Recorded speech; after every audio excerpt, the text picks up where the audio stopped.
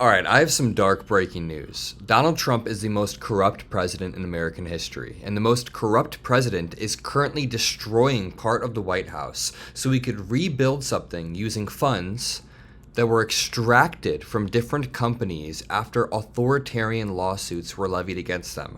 Just to back up, Trump's wealth has gone from $4.3 billion in January of 2025 to $7.3 billion today in October of 2025. Over the past 9 months, he has seen a $3 billion wealth increase, not through the selling of shoes or hats or simple campaign donations, no. By extracting money from people through cryptocurrency and giving them favors with the presidency, allowing people like Justin Sun, a Chinese-born crypto billionaire who donated hundreds of millions of dollars to Trump and then came in to the country for the first time in years after the SEC was supposed to investigate him. The SEC was going to arrest him if he ever stepped foot in the United States again because he defrauded a bunch of Americans, Justin Sun. Donald Trump dropped that investigation. The point is, he is corrupt. He's creating all of these different buckets for people to funnel money into, and one of those buckets is the ballroom that he is so obsessed with. I mean, this is our president, just today, ranting and raving like a lunatic, obsessed about his ballroom of corruption. Take a listen.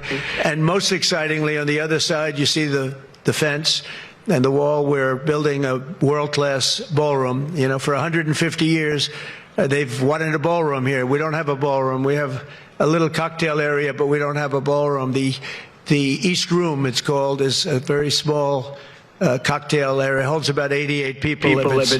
Okay, he talks about this for another 40 seconds, and then minutes later on in the speech, he just goes on about the ballroom. He won't stop ranting about it. There are a lot of legit problems with the cost of living in America. The unemployment rate among my generation, among every generation, is going up. The price of everything is going up. Donald Trump promised to end wars. He even flaunted this quote-unquote ceasefire. The ceasefire immediately broke in the most depressing way possible. Now he is demolishing the White House and trying to replace it with the ballroom of corruption. Like, before we even talk about the demolition of the White House, I want to dig deeper into who's paying for the Trump White House ballroom. As construction begins on President Donald Trump's new $250 million White House ballroom, people are asking who the hell is paying for it. This ballroom costs more than Doge saved. You guys remember Doge for the first 3 or 4 months of Trump's presidency? Elon Musk was running around, literally slashing different agencies over and over. I mean, they saved no money whatsoever, and now they're spending $250 million on a ballroom, but the donors are not only mysterious, Donald Trump is extorting different companies for this. A while back, Donald Trump levied a lawsuit against Paramount. He knew that Paramount was about to go through a merger with Morningstar, I believe. As this merger was going on, they were halting it. They were slow rolling the merger until Paramount paid $16 million into the Donald Trump Presidential Library. It is a key example of the type of bucket that Donald Trump creates for people to funnel money into. It's unprecedented in its size and scope when it comes to corruption. The U.S. president has said that he personally will pay for significant portions of its construction and suggested that some still anonymous donors would be willing to spend more than $20 million to complete the project. But the question is, are these donors just doing this out of the goodness of their hearts? Why are the donors doing this? Do they expect something in return? Obviously, because Trump is the most transactional president in American history. There's this interesting story I always talk about. So in the early 90s, when the Clintons took office, Hillary Clinton got in this big scandal because a decade prior, a decade before they were in office, she had made about $100,000 off of cattle futures.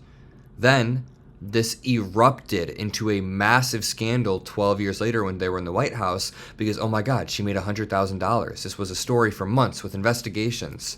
Now, Melania Trump and Jeff Bezos just cut a deal where she gets a $40 million movie.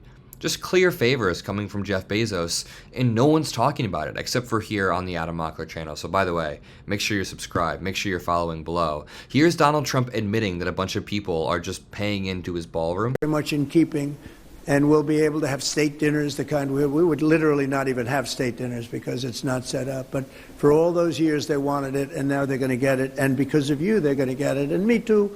We're all in this together.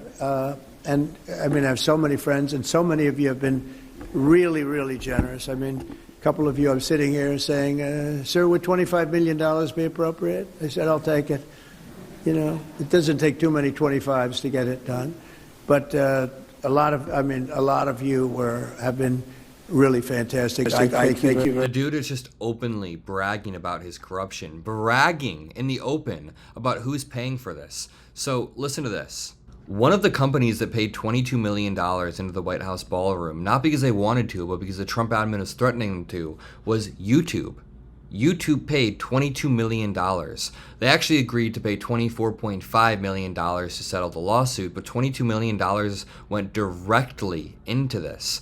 The bulk of the money is slated to go to a planned White House ballroom. It is a prime example of Donald Trump trying to place pressure on companies, extorting them, and then using this money to funnel it into projects. People say, oh, he's just a creative businessman. He's just being creative and clever. He's doing this to enrich himself personally, not the people of the United States. And that wouldn't be okay. We shouldn't return to some pre-constitutional order either way where we can just do bargaining. But what Donald Trump is doing is getting a $400 million jet. This $400 million jet doesn't go to any other U.S. president. It's going to sit in his library after. It's going to sit in his presidential library after. A Qatari jet. After that, we've seen a $5.5 billion golf course get built in Qatar. After that, Qatar now is doing joint training exercises with U.S. troops in the United States. It is all incredibly obvious quid pro quo that is weird as hell.